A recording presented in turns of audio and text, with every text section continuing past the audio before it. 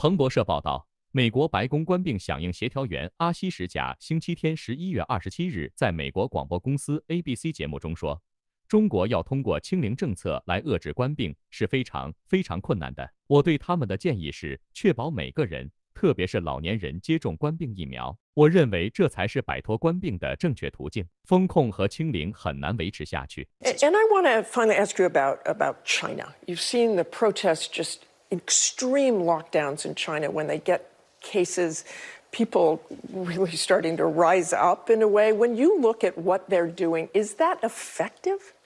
Yeah, so China has pursued a zero COVID strategy. Obviously, that is not our strategy. We don't think that's realistic, certainly not realistic for the American people. Our strategy has been build up immunity in the population by getting people vaccinated. That's how you manage an incredibly contagious variant like Omicron. I think it's going to be very, very difficult for China to be able to contain this through their zero COVID strategy. I would recommend that they pursue the strategy of making sure everybody gets vaccinated, particularly their elderly.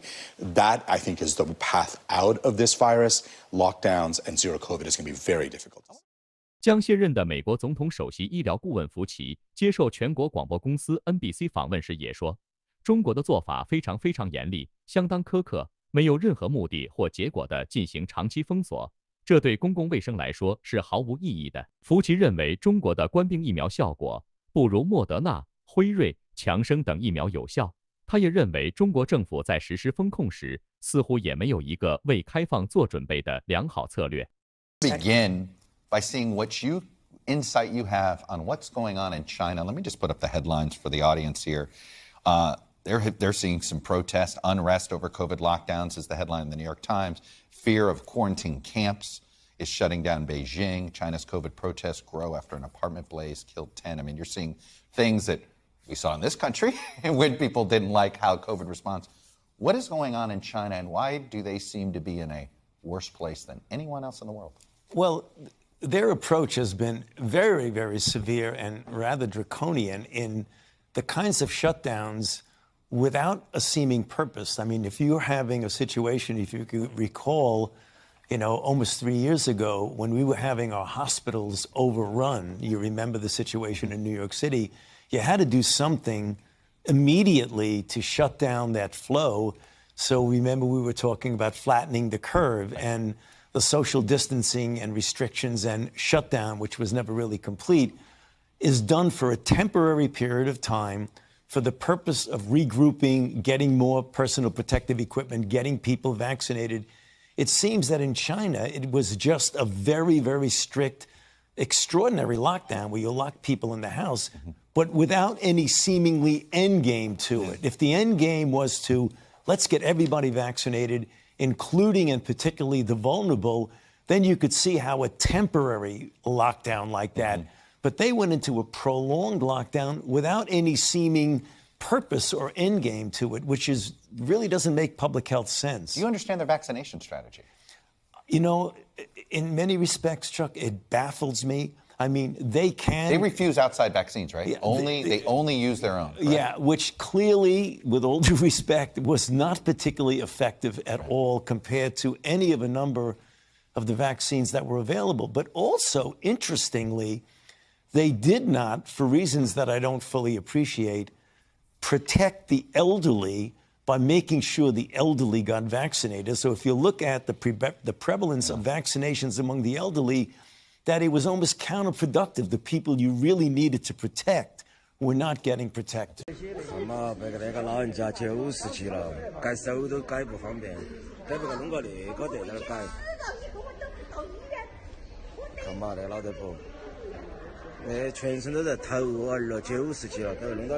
Almost as if it was a strategy. Well, I mean, I hate to be putting in those terms, but an authoritative regime like that, it almost looked like a strategy, not a mistake. Well, I don't know what it was, but it certainly, from a public health standpoint, didn't make much sense. Now, there would be one theory as to why is the Chinese government acting so peculiar and weird, and they still have not come clean on what they can tell us about the start of this pandemic. Yeah. Trillions of global wealth and thousands of people have died as a result. And even now, the communist regime is still not giving us what we need.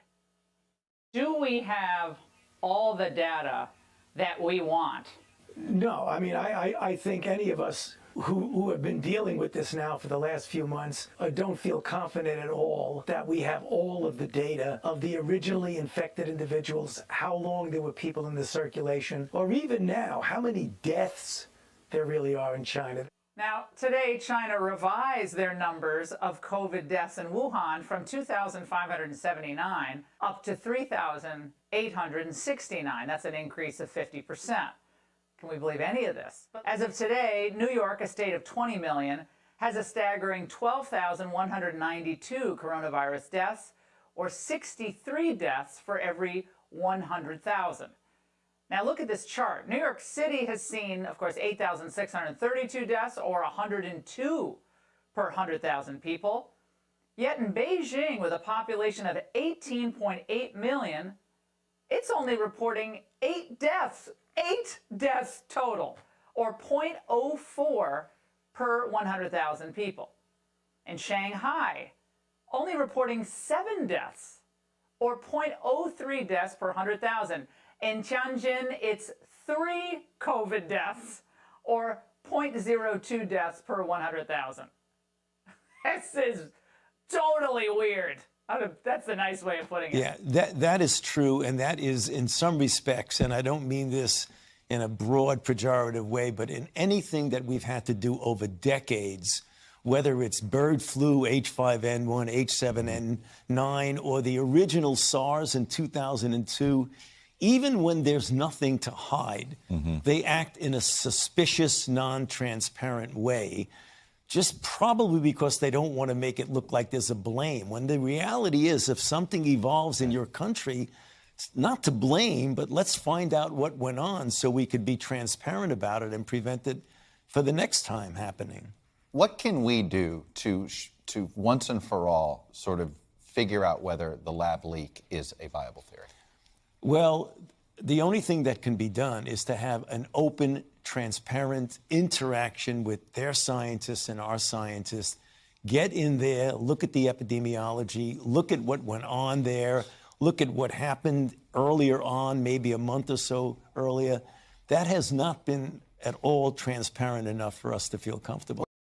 22年8月20日，钟南山在医学大会上指出，中国到目前为止没有一款国产药能证明对新冠有预防作用。由于中国没有有效的疫苗对抗新冠，中共又拒绝西方疫苗。有网友指出，现在病毒让习近平陷入了清零的悖论。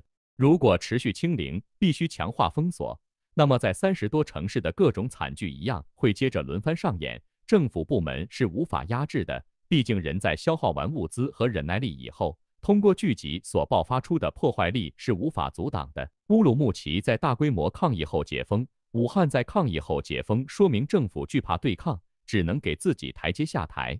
而松弛管控在这个病毒的变态传播力下，只会导致大面积感染，导致清零政策彻底失败，又将包子的光辉业绩画上浓厚一笔。而感染后一大规模免疫力差的人死亡也是必然，到时候当年包子反对国际疫苗的老底又会被翻出来，他一样必须为死去的人负责。总之，现在通过世界杯展现出来的海外的歌舞升平和国内的一地鸡毛的巨大反差，已经被墙内哪怕最无耻的五毛看在眼里，连他们都不得不说上一句：管控政策需要调整。而在3年的严格管控下，14亿免疫力缺失的现状，如果真调整，更大的灾难还在后头。实在看不出来猪头有什么可走的路，各个军区军队进场吧。现在在我们国内有这样的情况，中医搞中医的，西医搞西医的，到现在为止没有一个药是能够证实对新冠有预防作用。由于中国疫情形势严峻，11月28日，美驻华大使馆呼吁在华公民囤积14天粮食、水源和备用药品。中国人民应该根据美国政府指示做好准备，保护自己和家人，时时保持警惕，同时注意美国使馆官方公开透明信息，